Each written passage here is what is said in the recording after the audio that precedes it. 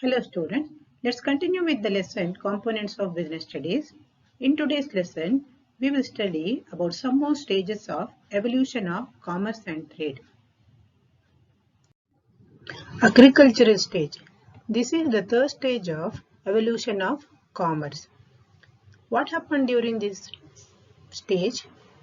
Man learned the art of growing crops and started living at a fixed place. Earlier, men used to roam from one place to another in search of food. So once they started growing crops, they started living in a fixed place because food was available there only. Now men started living in groups. Commercial activities started. So once they started living in groups, once they started growing crops in a particular place, once they stopped roaming from one place to another, they started living in a fixed place, the concept of village came into existence. And now, a simple form of division of labor started. What do you mean by division of labor? Division of labor is nothing but dividing the work into different hands based on the skill and capacity. Here, some people got involved in growing the crops and some people they looked after the cattle or other animals and some people looked after the children. So this is how the division of labor came into existence. So this is the beginning of commercial activity. The fourth stage is handicraft stage. In the previous stage only, that is in agricultural stage, men started growing crops. Now in the next stage, the agriculturists wanted some tools or implements to grow the crop properly. So what type of tools? Tools can be plows and pots to store the food grains. Like that, they wanted some tools. So now the people who were skilled, who knew to make these tools, so these people started making tools and those people were called craftsmen. So what type of craftsmen started or what type of craftsmen were there to provide the skill to these agriculturists? They were carpenters, blacksmith, weaver, builders. So these builders, they started making the houses for these people. The agriculturists, they grew the crops and these craftsmen, they made the tools for the agriculturists. So they exchanged the products with each other. Agriculturists gave them the food grains. In return, the craftsmen gave the tools to these agriculturists. So this is how barter system of exchange started. So here we can see the true economic activity started during this period. The fifth stage of evolution of commerce and trade was barter system of exchange. With the help of division of labor, men produced many goods. So they started exchanging the goods for goods or goods for services. The direct exchange of goods for goods or other things is called barter system of exchange. Today, we exchange the goods for money or we give money, in return we buy goods or services. But in those days, they did not have money, so they exchanged the goods with services or goods with goods. But this did not continue for many years. What are the reasons for that? The barter system of exchange had some problems. So what are those problems? The first one is lack of double coincidence of wants. If two parties exchange goods with goods, it is called coincidence of wants. But this coincidence of wants rarely found. For example, Mr. A has paddy and he wants wheat. Mr. B has wheat but he doesn't want paddy. He wants some other food grain. So how should they exchange this wheat and paddy or any other food grain. There is no coincidence of wants here. This was the first major problem of barter system of exchange. The second problem was lack of common measure of value. Here it was difficult to decide the quantity of one commodity to another. For example, how many measure of wheat is equal to one measure of pulses? This was not possible to decide. Or how many sheep were equal to one cow? Even this was not possible to decide. This is called lack of common measure of value. This was the second problem of barter system of exchange. The third problem was difficulty of subdivision. Some animals or animals and some things were very difficult to divide them. This is how, like dividing or divide the cow for a sheep. For one sheep, they could not give one cow. Now, could they give half of the cow for one sheep? It was not possible. So, this was the third problem of barter system of exchange, that is difficulty of subdivision. The fourth problem of barter system of exchange was difficulty to store goods or transport. Highly perishable goods like fruits and vegetables, they could not store those fruits and vegetables.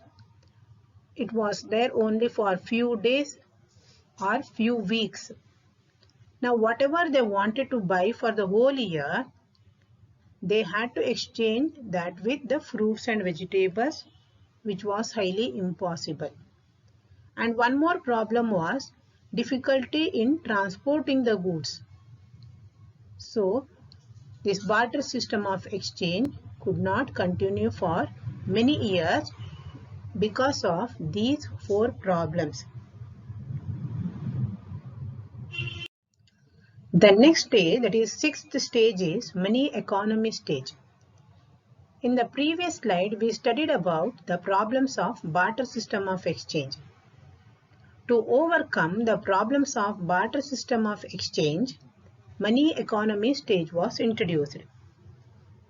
So in the beginning of this stage, people started using the skins of animals, cowrie shells and metals. And after that, the metals were given a particular shape and they were used as metal coins. And in the next, after some years, people started using coins of copper, silver and gold. But these metal coins had their own problem, that is, they were very heavy and transportation of these coins was very difficult. Traders used to go to different countries. They used to trade with these silver and gold coins, but carrying these silver and gold coins was very difficult. So what was invented later? It was paper money. So this paper money was like token money, which was issued by central bank. All the countries, they had their central bank, and this central bank issued paper money. In India, we call RBI, Reserve Bank of India, that is the Central Bank of India. So this central bank issues the paper money, and with the help of paper money, which are lighter, which are easier to carry, the trade started. And this paper money also had some risk, that is carrying from one place to another, theft and dacoity. So many people, they used to steal this. The next stage is bank money. So what are these bank money? One is checks, draft, credit and debit cards. Like that, this bank money was introduced, which was much which was more safer than this paper money. So all these things started during the money economy stage, and all these paper money and bank money, they play very important role in trade. The next stage is town economy stage. The introduction of bank money as a medium of exchange resulted in fast growth of commerce. Now the people had money as the medium of exchange, so they could exchange anything with the help of this money, that is bank money. So this one resulted in fast growth of commerce. People started buying more and more goods and services. The producers started meeting at a fixed place at periodical intervals for exchange purpose called markets. Like we have Saturday market, Sunday market or Tuesday market. In one particular area, all the producers, they come and they assemble there. The people who want to buy them, they also go there. So what do they do there? They exchange the goods and services. So this one created the markets. So periodical intervals, the people, they used to come at periodical intervals. There they used to exchange the goods. Later these places were called markets. After a few years, these markets developed into towns. Merchants came into existence. So these merchants were like the middlemen. So what did they do? They called the craftsmen to a particular place. The craftsmen, what did they need to make the goods? They needed the raw materials. These merchants collected the raw materials. They invited the craftsmen to a particular place and they produced the finished goods. These finished goods were supplied to the consumers. This is how during this town economy stage, markets extended far and wide. International trade stage. During the 15th and 16th centuries, European countries, they started searching the new landmasses on this earth, which was called geographical discoveries. As you know, Columbus, Vasco da Gama, Magellan, these people, they started searching new landmasses on the earth. The Portuguese navigator Magellan, he circumnavigated the world for the first time. He was sponsored by, or he was supported by, the King of Spain, and Magellan, he wanted to circumnavigate the earth. So what did he do? He crossed over the southern cape of South America and reached Pacific Ocean. After that, he reached Philippines. There, the native people of Philippines killed Magellan, but one of the ships of Magellan, named Victoria, returned to Spain after 3 years. This was the first ship to circumnavigate the earth. During this period, many scientific inventions took place in England. These scientific inventions, they helped them to manufacture so many machines. So these machines could manufacture the goods in large scale. This is how Industrial Revolution took place in England. The work done by 100 people was done by one machine in 1 hour. So what would they do with that much of goods produced? It was not only for the local market, they could sell the goods in other countries' market also. Standardized goods were produced with the help of machines. Machines made standard goods, and the production of goods was carried for national as well as international markets. The goods which were manufactured in England were sold in the markets of India, other Asian countries as well as African countries also. So this is how the concept of international market came during the period of international trade stage. And even today this is continued. We can buy the goods manufactured in America, or the Americans can purchase the goods manufactured in our country.